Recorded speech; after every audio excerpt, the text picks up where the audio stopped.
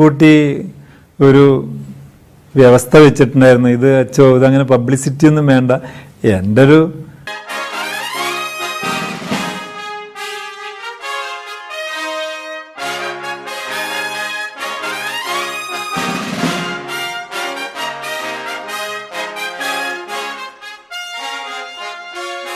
ఎవరైనా ప్రయత్నించి ఆ ప్రయత్నంలో ఓడిపోతే అక్కడికి ఆ ప్రయత్నాన్ని విరమించేసుకుని ఇప్పుడు ఏం చేద్దామని ఆలోచిస్తూ కూర్చుంటారు. అలాగే ఆ ప్రయత్నం జోలికి వెళ్లకుండా కనీసం మళ్ళొకసారి ప్రయత్నిద్దాం, ట్రై విన్స్ ది రేస్ అని నిరూపిద్దాం అని కూడా ఆ ప్రయత్నం వైపు వెళ్ళరు. ఈ ఫెయిల్ అయింది అని చెప్పేసి డిప్రెషన్లోకి వెళ్ళిపోతూ ఉంటారు చాలామంది. ఈ రోజుల్లో ఈ జనరేషను విద్యార్థులు కానీ యూత్ కానీ చాలామంది ఒకసారి ప్రయత్నించి ఓడిపోతే ఇక లైఫ్ లేదు, ఇంతే మనం ఇంతే, అసలు మనకి ఆ ఫెయిల్ అనేది రాసిపెట్టింది మన జీవితంలో అని చెప్పేసి మన నుదుటి మీద సక్సెస్ అనేది లేదు అని చెప్పేసి చాలామంది ఆత్మహత్యలు చేసుకుంటున్నారు. ఇలా ఆత్మహత్యలు చేసుకునే కుర్రకారికి కానీ తర్వాత ఇలా చేసుకోవాలనుకున్న అంటే ఇలా డిప్రెషన్లోకి వెళ్ళిపోయి సూసైడ్ చేసుకోవాలనుకున్న యూత్కి కానీ స్టూడెంట్స్కి కానీ ఒక ప్రయత్నంతో అరే రే జీవితం అయిపోయిందే అని భావించే ఇప్పటి జనరేషన్ యూత్కి స్టూడెంట్స్కి ఈయన జీవితం చాలా ఆదర్శం. ఒక్కసారి ప్రయత్నం చేసి ఓడిపోవడం కాదు, తరచుగా మనం ప్రయత్నం చేసి గెలవాలి అని చెప్పగానే చెప్తుంది ఈయన జీవిత గాథ. ఆయన ఎవరు, ఆయన సాధించిన విజయం ఏంటి, ఆయన చేసిన ప్రయత్న లోపం ఏంటి, దాన్ని ఏ విధంగా అధిగమించాడు అనేది ఈ వీడియోలో తెలుసుకుంటారు. ఇన్స్పిరేషన్ వీడియోగా ఉంటుందని 10 మందికి ఉపయోగపడుతుందని ఈ వీడియో చేస్తున్నాను. My dear nice friends, welcome to Kashtajeevi vlogs. Late లేకుండా మనం వీడియోలోకి వెళ్ళిపోదాం. వెళ్ళిపోయే ముందు మీ అందరికీ తెలుసు కదా, కష్టజీవి వ్లాగ్స్ ఛానల్ ఇప్పుడే మీరు చూస్తున్నట్లయితే దయచేసి లైక్ చేయండి, షేర్ చేయండి, కామెంట్ చేయండి. అంతకంటే ముందు మీరేం చేయాలి, సబ్స్క్రైబ్ అవ్వాలి మన కష్టజీవి వ్లాగ్ ఛానల్కి. అలాగే పక్కనే ఉన్న గంట గుర్తుకే మీ ఓటు. കൂട്ടി ഒരു വ്യവസ്ഥ വെച്ചിട്ടുണ്ടായിരുന്നു. ഇത് അച്ചോ ഇതങ്ങനെ പബ്ലിസിറ്റി ഒന്നും വേണ്ട, എൻ്റെ ഒരു కేరళ రాష్ట్రంలోని త్రిశూర్లో పుట్టిన ఆయన మొదటి నుంచి ఫిజిక్స్ అంటే బాగా ఇష్టపడేవాడు. ఆ విధంగా ఫిజిక్స్లో మాస్టర్ డిగ్రీ చేశాడు.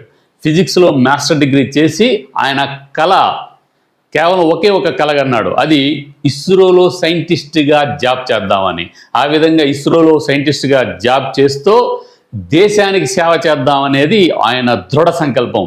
అయితే 2 సార్లు రిటన్ టెస్ట్లో పాస్ అయ్యాడు, కానీ ఇంటర్వ్యూలో ఫెయిల్ అయ్యాడని చెప్పేసి ఆయన కూర్చోకుండా ఆయన ఏం చేశాడంటే ఇమ్మీడియట్గా ఒక ప్రైవేట్ ఫ్యాక్టరీలో ఎలక్ట్రానిక్స్ సూపర్వైజర్గా జాయిన్ అయ్యాడు.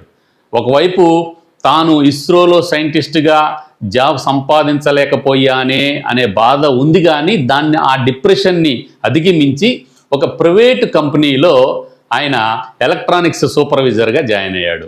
కానీ ఒకసారి అనిపించింది, ఈ విధంగా జాబ్ చేస్తూ తన రైతు కుటుంబమైన అమ్మని నాన్నని ఏ విధంగా పోషించాలి, ఒక చిన్న జాబ్ చేసుకుంటూ ఒక ప్రైవేట్ సెక్టార్లో అయినా జాబ్ చేసుకుంటూ తన కుటుంబాన్ని ఆర్థిక సమస్యల నుంచి కానీ ఎలాగ బయటపడవేయాలి అనేది ఒకవైపు ఆయనకి మైండ్లో తొలుస్తూ ఉందన్నమాట. అలాగా జాబ్ చేస్తూ ఉండగానే ఆయనకు ఒక ఐడియా వచ్చింది. అదేంటంటే స్టెబిలైజర్స్ ఉన్నాయి కానీ దానికి ఒక రూపకల్పన, ఒక స్ట్రాటజీ ప్రకారం మార్కెట్ లేదు. అలాగే స్టెబిలైజర్ను ఉత్పత్తి చేసే పెద్ద కంపెనీలు కూడా ఆ రోజుల్లో లేవు. ఈయన అలా ఆలోచించిన కాలం ఆ సంవత్సరం 1977వ సంవత్సరం. ఆయనకి కేవలం 27 సంవత్సరాల వయసు. ఆ 27 సంవత్సరాల వయసులో తాను ఒక కంపెనీని ప్రారంభిద్దామని, అంటే ఓన్గా ఒక కంపెనీని పెడదామన్న ఆలోచన వచ్చింది. 27 సంవత్సరాల్లో అలాంటి ఆలోచన రావడమే ఒక గొప్ప విషయం. అది కూడా 1970s డికేడ్లో. ఆయన ఎంత అడ్వాన్స్గా ఉన్నాడో, ఎంత అడ్వాన్స్గా ఆలోచించాడో చూడండి. ఆ విధంగా 27 సంవత్సరాల వయసులో స్టెబిలైజర్స్ని ఉత్పత్తి చేసే ఒక కంపెనీని పెట్టాలని అనిపించింది. ఆయన దగ్గర డబ్బులు లేవు.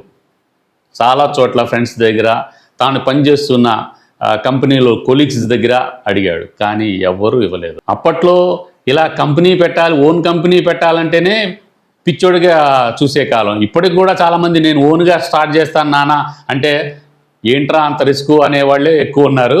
సరే, అప్పట్లో ఇంకా 1970s కాబట్టి అడ్వాన్స్ టెక్నాలజీ కూడా లేని రోజులు, అంత అడ్వాన్స్గా థింకింగ్ కూడా లేని రోజులు అనమాట. సొంతంగా కంపెనీ పెడతానంటే విచిత్రంగా చూసేవాళ్ళు అనమాట, ఫ్రెండ్స్ కానీ కోలీగ్స్ కానీ. అలాంటి పరిస్థితుల్లో ఆయన్ని ఒకే ఒక్క ఆయన ఆదుకున్నాడు. ఆయన ఎవరో కాదు, ఆయన తండ్రే. అప్పట్లో ₹1,00,000 అప్పుగా తీసుకున్నాడు తన తండ్రి దగ్గర. ఆయన కూడా సరే కొడుకు ఏదో విధంగా ఏదో ప్రయత్నం చేద్దాం అనుకుంటున్నాడు అని సపోర్ట్ చేశాడు, ప్రోత్సహించాడు. తండ్రిగా ఆయన ఈయనకి, ఆ కొడుక్కి ఆ విధంగా సపోర్ట్ ఇవ్వకపోతే ఇప్పుడు 1700 క్యాపిటల్ మార్కెట్ని సొంతం చేసుకున్నటువంటి ఈ కంపెనీ ఉండేది కాదు. ఆ కంపెనీ ఏమిటి, ఆయన ఎవరు అనేది చెప్పేస్తాను, ఒక 2 నిమిషాలు ఓపిక పట్టండి. సరే, ఆ విధంగా తన తండ్రి దగ్గర ₹1,00,000 అప్పుగా తీసుకొని, తన తండ్రికి తెలుసు అది అప్పు కాదు ఆర్థిక సాయమే అన్నట్టుగా, సరే అని చెప్పేసి కొడుకు బాగు కోసం అని చెప్పేసి తండ్రి ₹1,00,000 ఇచ్చాడు. ఆ విధంగా ఒక సంస్థ పెట్టాడు. అది స్టెబిలైజర్స్ని క్రియేట్ చేసే సంస్థ, అంటే ఉత్పత్తి చేసే సంస్థ. కేవలం సంవత్సరం తిరగగానే ఆ కంపెనీకి దేశవ్యాప్తంగా పేరు రావడం, ఒక నమ్మకమైన బ్రాండ్గా అది అవతరించడం, వేలాదిగా ఈయనకి ఎక్కువ ఆర్డర్లు రావడం, అప్పట్లోనే లక్షలాది రూపాయలు పెట్టుబడులకి పోను ఆర్జించడం, లాభాలు ఆర్జించడం అనేది జరిగింది. ఇంతకీ ఆ కంపెనీ ఏమిటనుకుంటున్నారు కదా, ఆ కంపెనీ పేరే వీగార్డ్ స్టెబిలైజర్స్. ఇప్పుడు వీగార్డ్ ఓన్లీ స్టెబిలైజర్స్ మాత్రమే కాకుండా కుక్ టాపు, మిక్సర్లు, ఇలాంటి ఎన్నో ఎలక్ట్రానిక్ వస్తువుల రంగంలో పేరెన్నికగంది, పాపులారిటీ సంపాదించింది. ఆ వీగార్డ్ సంస్థకి అధినేతే మనం ఇప్పుడు చెప్పుకుంటున్న ఇన్స్పిరేషన్ స్టోరీ ఆయనదే. ఆయన పేరే కొజెచెఫ్ చిట్టిల పిళ్ళై. కేరళలోని త్రిశూర్ జిల్లాలో 1950 మార్చి 27వ తారీఖున జన్మించిన ఆయన కేవలం 27 సంవత్సరాల వయసులో, అంటే 1977లో ఆయన వీగార్డ్ అనే సంస్థని ప్రారంభించాడు. ఆయన ఎంత అడ్వాన్స్గా ఆలోచిస్తున్నాడు, తన మీద తనకి ఎంత నమ్మకం ఉంది, అదేవిధంగా తను క్రియేట్ చేసే ప్రొడక్ట్ మీద ఎంత నమ్మకం ఉంది అన్నది అప్పట్లోనే ఆయన సాధించిన ఒక విజయం. తాను ఒక కంపెనీ ఓనర్గా ఎదగాలి, అలాగే వ్యవసాయం మీద మాత్రమే ఆధారపడిన తన కుటుంబాన్ని ఆర్థిక సమస్యల నుంచి బయటపడవేయాలి, ఆర్థికంగా అదేవిధంగా స్టేటస్ పరంగా సమాజంలో తమ కుటుంబానికి ఒక స్ట్రాటజీ ఉండాలి, ఒక హోదా ఉండాలి అని తప్పించి, ఆ తపనలోంచి ప్రయత్నాల లోపం లేకుండా ఆయన ఈ వీగార్డ్ సంస్థని స్థాపించడం జరిగింది. ఇది ఇప్పటి యూత్కి కానీ స్టూడెంట్స్కి కానీ చాలా ఇన్స్పిరేషన్.